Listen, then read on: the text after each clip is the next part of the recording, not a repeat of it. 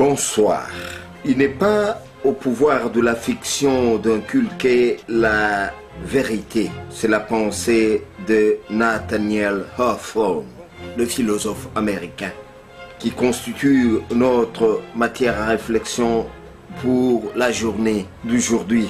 Quelle identité donner à la République démocratique du Congo? L'univers de rébellion, diront certains. Terre sans droit ni loi pour être plus complet avec les autres. Et qui sont ces rebelles ou mutins sans règles ni loi? La question est une équation à plusieurs inconnues, surtout qu'au jour d'aujourd'hui, une nouvelle rébellion vient de voir le jour en Ituri, dans la province orientale. Ce, après le M23, il s'agit du MRPC, groupement de ce fameux dissident des FARDC qui ont leurs droits revendiqués en partant de la justice et ne voulant pas du procureur général de la République et tant d'autres choses qui ne sont pas encore révélées. Aïe, aïe, aïe. De la guerre de l'Est et du soutien rwandais au M23, parlons-en. Le flou demeure toujours à analyser la presse de plus près, de part et d'autre. Et pour la RDC particulièrement, c'est en dépit de toute la rhétorique développée par Kinshasa et tant d'offensives diplomatiques pérorées dans les créneaux de kabylistes, tout demeure flou. Côté rwandais, certaines analyses considèrent Kikali avoir fait de révélations troublantes au sujet du retrait de soldats rwandais le week-end dernier, bien sûr. Les doutes demeurent. Il n'y a peut-être pas que le duo Kabila-Kagame qui connaîtrait le sexe des anges.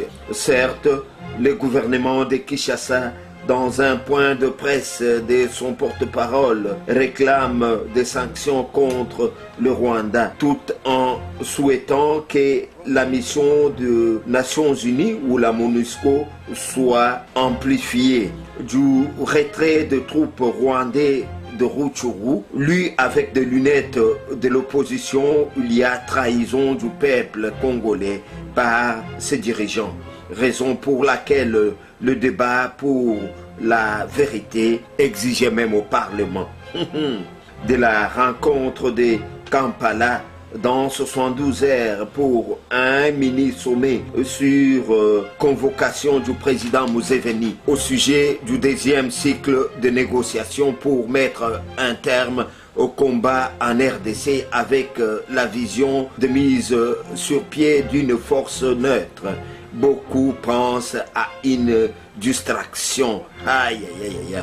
Dossier Tchebeya, la pression de l'Union européenne est forte. Non seulement pour Kabila, mais aussi pour François Hollande, qui, pour ses intérêts, vient de décider de se rendre à Kinshasa, à la francophonie. Mais aussi, Kinshasa joue la carte de malignité avec des reports pour le verdict final. Kabila, invité à jouer franc jeu en sa qualité de garant de la justice nationale, bien que régnant par défi. Le général John Numbi réclamé à la barre, tandis que le major Paul Mouilambwe appelé à témoigner selon les souhaits des organismes des droits de l'homme. Dans une interview accordée à la journaliste belge Colette Brackmans par ailleurs, interview que le journal Uhuru taxe d'une pure hallucination collective, le ministre rwandais de la Défense, le sieur James Kabarare, épingle une relation d'affaires de vente illicite des cargaisons d'or entre le rebelle Bosco Tanganda et le président congolais Joseph Kabila. Ce sont là les grandes lignes retenues pour la journée d'aujourd'hui. En première analyse, vous les devinez avec moi, c'est mon confrère, voisin du cimetière de la Gombe, la tempête des tropiques, qui écrit en manchette. Après 3 ans de mythisme sur la présence d'officiers rwandais au Kivu, Kinshasa tente de justifier ou de se justifier. Les explications fournies hier par Mende, écrit le journal, ne suffisent pas pour convaincre de nombreux Congolais qui ne comprennent pourquoi Kinshasa a attendu si longtemps pour faire ce grave révélation. Aïe aïe aïe. Et d'ajouter en leader, EPSP, rentrée scolaire 2012, des nombreux élèves attendent le lundi 9 septembre. Élection du gouverneur du Bas-Congo et en province orientale, la CENI modifie le calendrier électoral, précise le même canard, qui ajoute aussi de la télécommunication qu'une mise en demeure a été lancée contre Vodacom et RTL.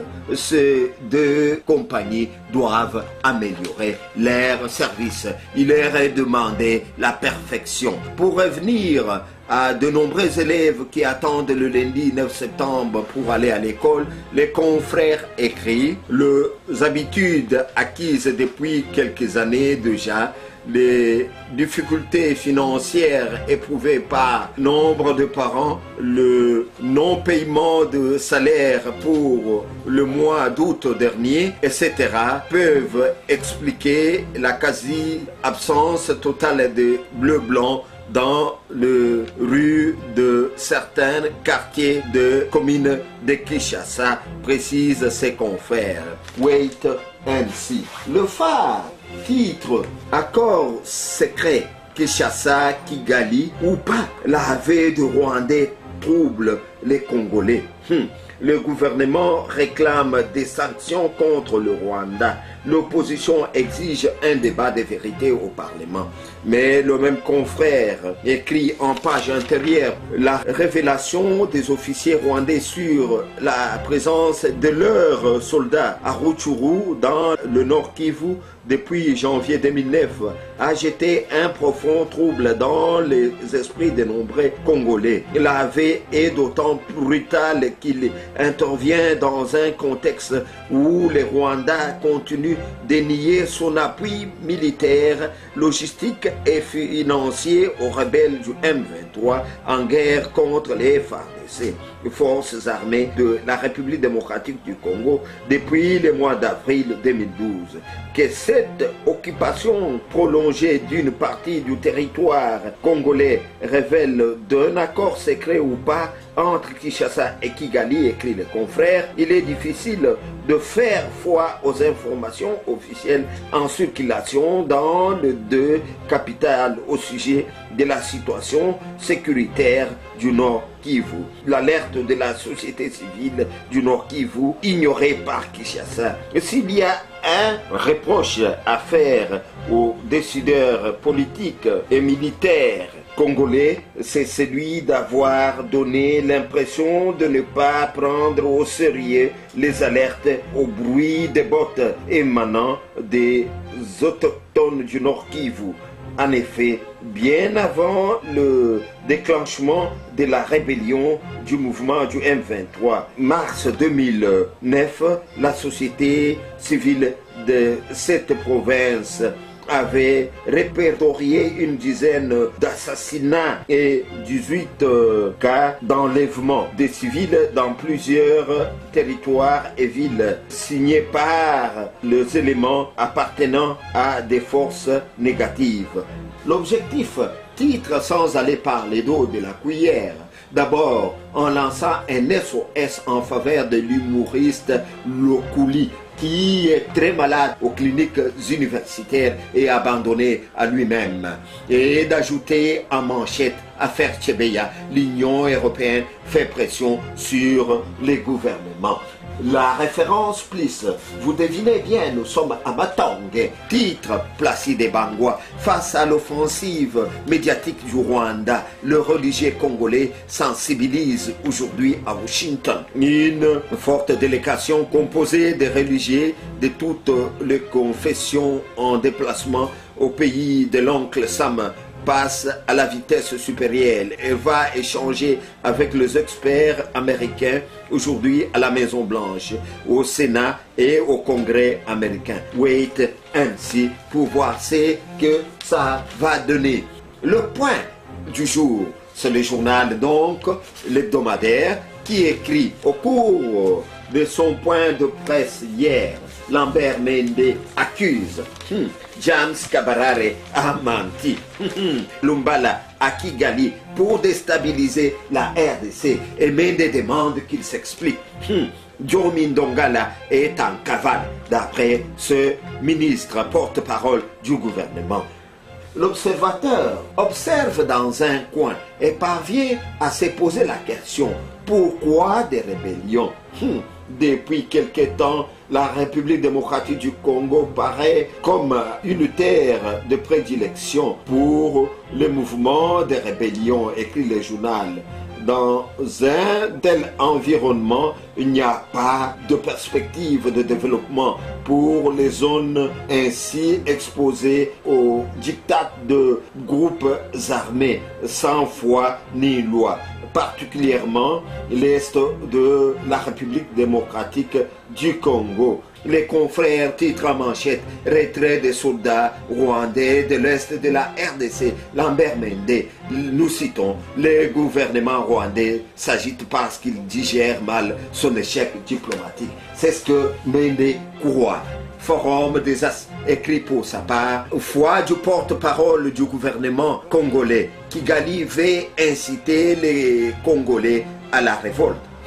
Lambert Mende rejette les accusations selon lesquelles la RDC et le Rwanda auraient signé des accords secrets et qualifie le retrait de 280 soldats du sol congolais d'une exfiltration déguisée. Le même confrère ajoute toujours à la une, mais en leader: à l'exception des écoles catholiques, rentrée scolaire des écoles sans élèves à Kinshasa. Aïe, aïe, aïe, aïe.